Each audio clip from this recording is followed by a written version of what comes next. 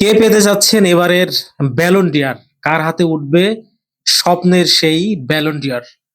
আমার লিস্টে আমি ৫ জনকে নিয়ে কথা বলবো আজকে। যে ৫ জনের মধ্যে সম্ভাবনা আছে যেকোনো একজনের ব্যালন ডি'অর জিতে যাওয়ার। আপনার প্রিয় তারকা আমার লিস্টে আছে কিনা একটু মিলিয়ে নিতে পারেন। তাই অনুরোধ করব ভিডিওটা পুরোপুরি দেখার জন্য। ব্যালন ডি'অর বিশ্বকাপের পরে যদি একক কোনো পুরস্কার থাকে তাহলে সেটা হচ্ছে এই ব্যালন ডি'অর, যেটা সবচেয়ে বেশি বার জিতেছেন লিওনেল মেসি। এবারও কি মেসি ব্যালন ডি'অর জিততে যাচ্ছেন?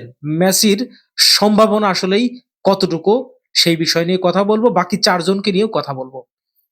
আমার যে ৫ জন ব্যালন ডি'অর জয়ী তালিকায় আমি যাদেরকে রেখেছি, তাদের মধ্যে আমার মনে হয় সবচেয়ে বেশি সম্ভাবনা রয়েছে ব্যালন ডি'অর জেতার হ্যারি কেনের। হ্যারি কেন গত মৌসুমটা বায়ার্ন মিউনিখের হয়ে দারুণ খেলেছেন।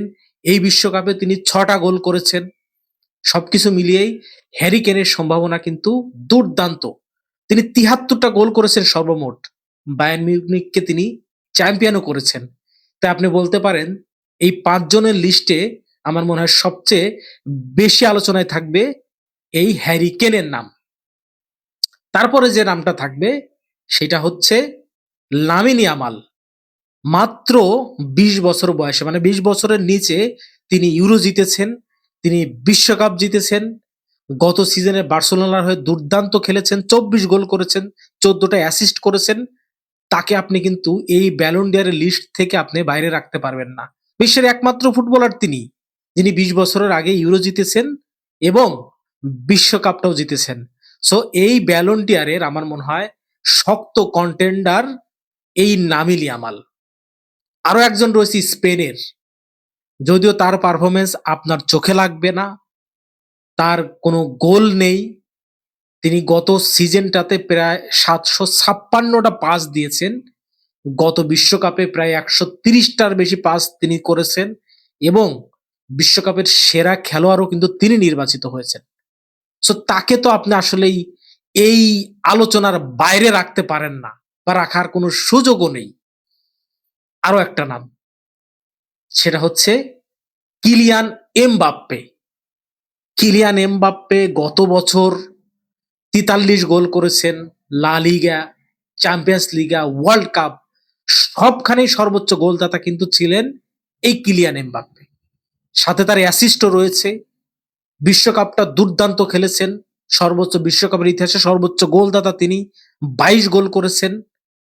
বিশ্বকাপে গোল্ডেন বুট জিতেছেন।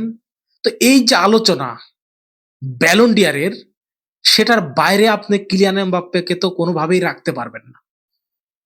Last name Lionel Messi.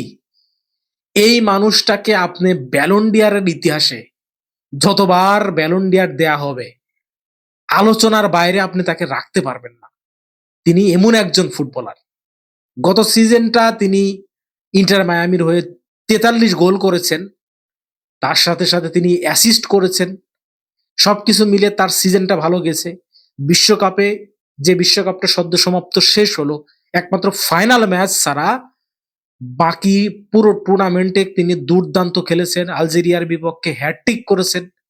সবকিছু মিলিয়ে ব্যালন ডি'অরের যে তালিকা, সেইটাতে যদি মেসি না থাকে তাহলে কেমন হয়? আর যদি মেসি ব্যালন ডি'অরটা জিতেও যায়, তার ক্যারিয়ারের ৯ম ব্যালন ডি'অর, আমার মনে হয় আপনি নিজেও অবাক হবেন না, আমিও অবাক হব না।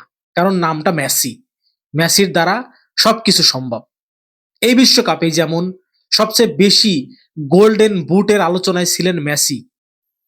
তিনি টুর্নামেন্টের সেরা খেলোয়াড় হবেন, এটা সবাই ধরেই নিয়েছিলেন। কিন্তু আচমকা ভাবে রদ্রি হয়ে গেলেন টুর্নামেন্টের সেরা খেলোয়াড় এবং তিনি জিতলেন গোল্ডেন বল। তো হতে পারে না যে এবার বাকি কিলিয়ান এমবাপ্পে বা হ্যারি কেন এদেরকে নিয়ে যতটা আলোচনা হচ্ছে, মেসিকে নিয়ে হয়তো অতটা আলোচনা নেই। বাট মেসি যদি এই ব্যালন ডি'অরটা জিতে যায়, তাহলে আপনি কি অবাক হবেন? একটু কমেন্ট করে আমাকে জানান যে মেসি যদি ব্যালন ডি'অর জিতে যায় তাহলে আপনি অবাক হবেন কিনা।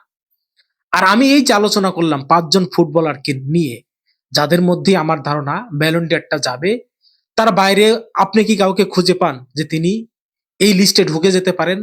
আপনার পছন্দের খেলোয়াড় আমার এই ব্যালন ডি'রের লিস্টে আছে কিনা প্লিজ একটু কমেন্টস করে জানান। আর যদি আমার চ্যানেলটিকে সাবস্ক্রাইব আপনি এখনো করে না থাকেন, অবশ্যই সাবস্ক্রাইব করে দেবেন। আর যদি সাবস্ক্রাইব করে থাকেন তাহলে আপনাকে অনেক অনেক অনেক ধন্যবাদ।